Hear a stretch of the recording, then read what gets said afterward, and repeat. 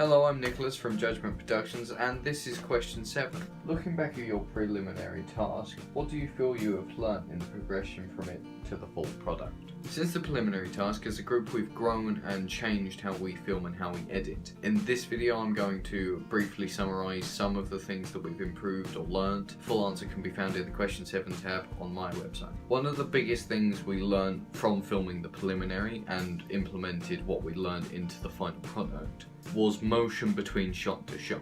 In the preliminary task, Tom goes to sit on a chair, but in the next shot he's stationary and static.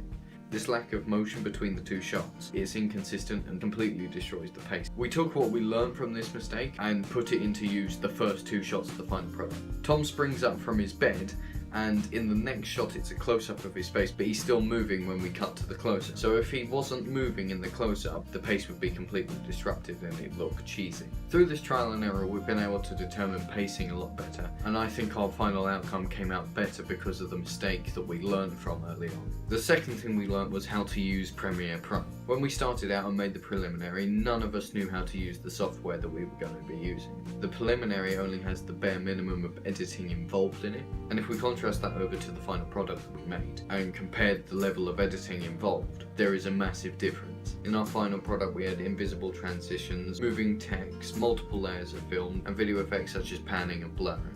I myself have used other video editing software, so it was easier for me to grab onto Premiere Pro and start fiddling with it. However, learning how to use Premiere Pro has completely changed how I think about editing some things now.